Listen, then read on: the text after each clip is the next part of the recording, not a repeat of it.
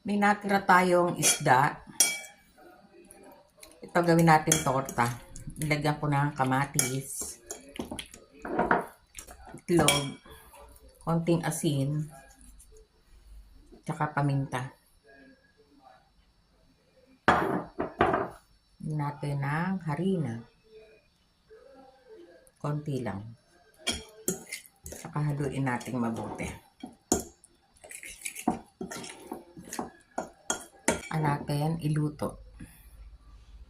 Ayun, nagpainit na tayo ng kawali. Lagyan ng konting olive oil.